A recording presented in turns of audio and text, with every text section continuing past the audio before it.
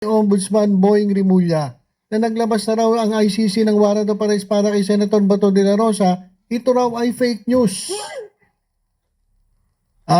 Sapagkat mismo ang ICC spokesperson ang naglabas ng pahayag na wala pong warrant kay Bato de la Rosa. At hindi po totoo na meron nang warrant of arrest laban dito kay Senator Bato de la Rosa. Kasi mga kababayan, sa isang programa ay naglabas po ng pahayag itong si Boying Rimulya. Dito mga kababayan, para malinaw na galing kay Boying Rimulya yung pahayag na yon. Ito, pakinggan po natin. Pero I have it on good authority. Oo. Kasi public interest Tama. program to, that the ICC has issued a warrant against Senator Bato de la Rosa. Okay. So yan dyan po sa programa nila. Ano ba pangalan na itong programang ito? Hindi ko alam kung anong programa ito. Pero ayon po kay Jesus Crispin Boying Rimulya, itong ating ombudsman, ay naglabas na nga ang ICC ng warrant of arrest laban kay Bato de la Rosa. Ito pares. Warrant of arrest. Parang At yan, ICC to, no? International Criminal Court, no? Ombudsman, sinasabi mo nga, kahit na wala na yan sa iyong current jurisdiction, as ombudsman, di ba ito ay public interest? So yan ba ay confirmed na, ombudsman? I think so. I would say so. Na I have it on good authority. Oo. Na may nakipag-usap sa akin kanina. Oo. Na kaya na-late ako, may binarita lang sa akin. Nagtrabaho ka muna. Oo. Tama? Okay. So, although wala na sa jurisdiction ng ombudsman yung pagkalap ng impormasyon tungkol dyan sa warrant of arrest si Bato de la Rosa, ito raw ay public interest, kaya inilabas niya yung usapan nila nung kausap niya. Hindi naman sinabi kung sino yung kausap niya, pero person in authority yung kausap niya na nagsabi na may warrant of arrest na nga ito kay Bato de la Rosa. Sabi pa nga dito, yan po ba ay kumpirmado? Pero doon sa sagot ni Boying Rimulya, sabi niya, I think so. Kapag gano'n ang sagot, I think so, isa mismo, hindi pa sigurado. Diba? Tingnan niyo, ulitin natin At pakinggan niyo maigi yung sagot ni Boying Rimulya. Kasi sabi niya, I think so. So, hindi siya, sa tingin ko, hindi siya sure. Ito, pakinggan ulit natin. Pero I have it on good authority. Oo. Kasi public interest Tama. program to, that the ICC has issued a warrant against Senator Bato de la Rosa. Parang to pares. Warrant of arrest. Parang At yan, ICC to, no? International Criminal Court, no? Ombudsman, sinasabi mo nga, kahit na wala na yan sa iyong current jurisdiction, as ombudsman, di ba ito ay public interest? So yan ba ay confirmed na, ombudsman? I think so. I would say so. Na I think so. I would say so. So parang hindi 100% na kumbensido itong si Ombudsman Rimulya. Diba? Kasi pag sinabi natin, I think so, diba? I think so, siguro. Diba? Dapat kung sumagot si Rimulya ng, ay sigurado ako. Oo, sigurado, meron. Ayun, talagang meron na nga. Pero yung sagot na I think so, I believe so, parang alanganin. Ito, ulitin natin. Confirmed na, ombudsman? I think so. I would say so. Na I have it on good authority. Oo. Na may nakipag-usap sa akin kanina. Oo. Na kaya na-late ako, may binarita lang sa akin. Nagtrabaho ka muna. Oo. Tama? Okay. So, may nagsabi sa kanya na person of authority. At siguro, hindi naman magsasalita yon kung hindi totoo. So, ang tanong dyan, fake news ba? Ito si Boying Rimulya, nung sinabi niya na may warrant of arrest na itong ICC laban kay Bato de la Rosa? O totoo ang balita? Mga kababayan, marami po nagsasabi na hindi totoo. Pero etong mismong si Harry Roque, bagamat hindi sigurado yung sagot ni Boying Rimulya, naniniwala siya na meron nga. Mamaya, pakinggan natin si Harry Roque. Pero, pakinggan muna natin itong basahin muna natin itong pahayag ng mismo ng ICC. Ito mga kababayan. Ito, International Criminal Court. No ICC news can be found only on ICC official communications channels and press releases. So kung titingin daw kayo ng mga balita, doon po sa official website ng ICC para malaman nyo ang totoo. Ito mga kababayan, ICC nilinaw, walang warrant of arrest laban kay Senator De La Rosa. Mariing itinanggi ng International Criminal Court ICC na naglabas ito ng warrant of arrest laban kay Senator Ronald Bato de la Rosa, taliwas sa kumalat na ulat sa lokal na media. Sa Facebook post ng Bombo News, sinabi ni Dr. Fadi L. Abdallah, tagapagsalita ng ICC, na walang anumang warrant of arrest na inilabas laban kay De La Rosa at tanging mga opisyal na anunsyo ng ICC lamang ang dapat paniwalaan. No ICC news can be found except on the ICC's official communications, channels, and press releases. Paliwanag ni L. Abdallah. Ang paglilinaw ay kasunod ng pahayag ni Ombudsman Jesus Crispin Boying Rimulya na nagsabing may inilabas ng arrest warrant laban sa senador kaugnay ng kaso ni dating Pangulong Rodrigo Duterte sa ICC. So ngayon, hindi pa kinukumpirma ng ICC ang anumang bagong hakbang o legal na aksyon kaugnay ng investigasyon sa kampanya kontra droga ng Administrasyong Duterte. Ayan mga kababayan. O, sabi rito, ganyan si Asong Ben Dalo. Ito, ambot na lang kay Boying Ombudsman, fake news, ha ha ha ha. Ay, si Remulla nagka-cancer. Nagka-cancer na lahat-lahat. Sinungaling pa din. Hindi pa natuluyan. Yan mga kababayan. So, nagagalit sila kay Remulla. Kasi nga sinungaling daw. So, ibig sabihin si Ombudsman Remulla, may pakananan. Ano ang dapat ihatol sa isang opisyal na gumagawa ng maling info? Hanggat hindi ninyo alisin ang taong yan sa Ombudsman, mananatiling magulo ang Pilipinas, nag-iisa lang yan. Yan, ang dami nagagalit. Mga network news ngayon, mga fake news, hindi mo na mag-confirm. Masyado kayong atat na atat. Ito pa, ipapadampot talaga nila si Bato para may pag-usapan na naman at patabunan ng issue sa flood control. Parang yung kay PRRD lang. Dinampot ng matakpan yung pagkakasangkot ni Liza Tanas sa drug overdose pagkamatay ni Tantoco.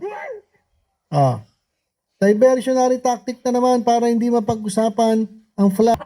Ating mga kababayan, ang gagaling mag-isip. Ang gagaling mag-isip ng ating mga kababayan at nakapag-isip agad sila ng mga teorya tungkol dito kay Boying Rimulya. Kung bakit niya raw sinabi na meron ng warrant of arrest kay Bato de la Rosa, mismo nag-ICC ang nagsabi na wala. Ito mga kababayan, pakinggan naman natin si Harry Roque. Kasi para kay Harry Roque, parang para sa kanya, totoo yung sinabi ni Remulla na meron. Bagamat hindi pa kinumpirma ng ICC, pero pag galing kay Boying Rimulya, pwede daw itong totoo. Bakit? Okay, malilito kayo lilito kayo. Ang gulo. Ano ba talaga totoo? Fake news ba?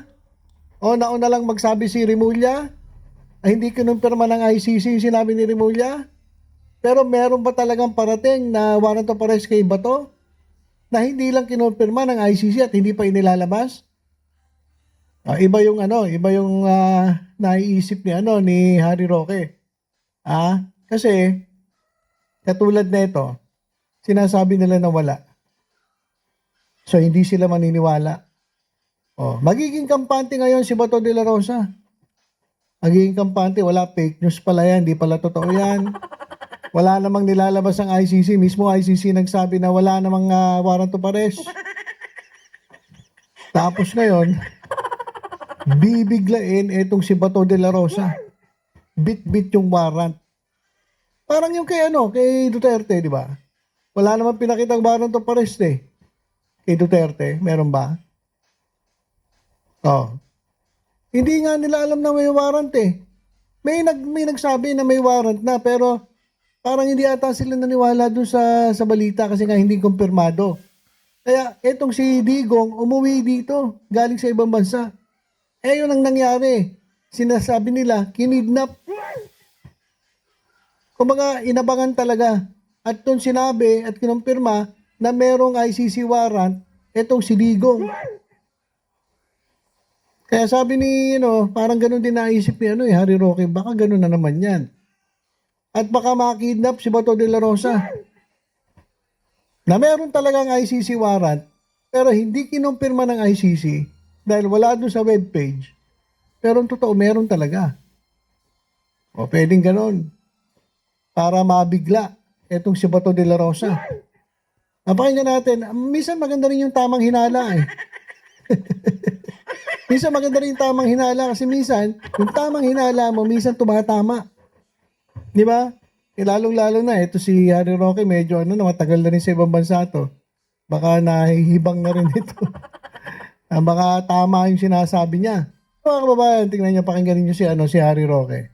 Yung kanyang pananaw dito sa issue ng Warrant of Arrest para kay Bato de la Rosa. Magandang umaga, araw po sa inyong lahat. Magandang araw din. Well, ako po'y nagulantang ng aking pagkagising. Ang unang-unang nakita ko sa aking cellphone ay ang balita na sang-ayon kay Ombudsman Boyeng Remulla ay nag-issue na raw ng warrant of arrest ang ICC. Siyempre, ang nasa isipan ng marami, kung nakuha nilang kinidnap si Tatay Digong papunta rito, kikidnapin ba nila uli si Senator Bato papunta rito, sa Hague? Well, bago tayo pumunta ron, merong issue. Dapat ba natin paniwalaan si Ombudsman Remulla na meron ng warrant of arrest, gayong wala pa namang balitang ganyan sa webpage ng ICC at sabi nga ng tagapagsalita ng ICC, ang tanging official source of information ay ang webpage ng ICC. At sinabi rin ng kapatid ni Ombudsman Remulla na si Secretary Remulla ng DILG na wala rin silang notice na nasa red notice list na ng Interpol si Senator Bato. Well, unang-una po, sa tingin ko po, kinakailangan paniwalaan ang sinabi ni Secretary Remulla. Okay. So ayan mga kababayan, sabi ni Harry Roque, bagamat walang confirmation doon sa webpage ng ICC, sabi ni Harry Roque, kinakailangan paniwalaan etong si Boyeng Remulla. So yung mga DDS dyan na nagsasabi na fake news kumbaga baka patibong yun eh. Sige, sabihin nyo fake news, sabihin nyo na sinungaling, sabihin nyo na nag-iimbento. Pero para kay Harry Roque, dapat paniwalaan si Remulla. Bakit? Ito, pakinggan nyo kung bakit. Bakit? Well, naranasan na po natin yan sa kaso ni Tatay Digong. Isa sa pinagsisisihan ko, habang ako po ay wala na sa Pilipinas, tinanong po ako ni Executive Secretary Medialdea noong mga panahon na sila ay nasa Hong Kong. Hari, sa tingin mo ba, meron na bang warrant of arrest ang ICC laban kay Tatay Digong? Ang sinagot ko, well, check ko muna ES. So pinuntahan ko webpage ng ICC, walang balita. Tinignan ko ang Interpol, walang red notice alert kay Tatay Digong kasi nasa computer naman po yan. Tinawagan ko pa ang mga estudyante ko na nasa DFA para ipatanong kung merong notice na nakuha ang embahada sa Netherlands sa warrant of arrest na in-issue o kung merong na-issue warrant of arrest kay Tatay Digong. Ang sagot, wala. So matapos ko ma-check sa webpage ng ICC, sa webpage ng Interpol at doon sa mga taga-Philippine Embassy na wala pang warrant of arrest sa kanilang pagkakaalam, ang sabi ko kay ES, sa tingin ko wala pa kasi ito yung mga tinawagan ko, chinek ko at wala namang kahit sino sa mga tinawagan ko para magsinungaling sa akin. Pero anong katotohanan? Meron na pala talagang warrant of arrest. At ang patakaran ng ICC, bagamat ang ICC webpage ang tanging source of information na opisyal sa mga pangyayari sa ICC, pag nagkaroon ng issuance of warrant of arrest, initially, sinisikreto yan. Ito nga ay para hindi makatakas ang isang akusado at mahuli kaagad. At kaya ako po pinagsisisihan na sinabi ko na parang wala pang warrant of arrest, yun nga po. Dahil nagkaroon ng conclusion dun sa pagpupulong sa Hong Kong na wala pang warrant of arrest, si Tatay Digong na galing sa ICC, baka lokal na warrant of arrest pa lang, po pwedeng harapin ni Tatay Digong yan sa Pilipinas. Pero kung siguro ang sinabi ko is, yung patakaran ng ICC na talagang sinisikreto muna ang issuance of warrant of arrest para mahuli yung akusado, baka mamaya, napigilan na pag-uwi ni Tatay Digong, no? Dahil alam natin na kapag talagang may warrant of arrest, talaga namang ang mga Marcos administration ay makipagtulungan para isurrender siya. At in fairness to Secretary Remulla, Ombudsman Remulla, kung si Marcos Jr. ay bale-balentong na nagsasabing hindi makipagtulungan sa ICC pero nakipagtulungan, itong si Secretary Remulla, consistent, makikipagtulungan. Kasi kapag sinabi ng Interpol now ay kinakailangan magtulungan, makikipagtulungan. Pero katotohanan nga, wala pang red notice alert kay Tatay Digong ang Interpol at ang nangyari lamang ay nagkaroon ng request ang Pilipinas mismo sa buong daigdig na ng tulong para nga mahuli si Tatay Digong na noong mga panahon na yon ay nasa Hong Kong. So sa tingin ko po, dapat paniwalaan na may warrant of arrest na si Senator Bato. Pangalawang Okay.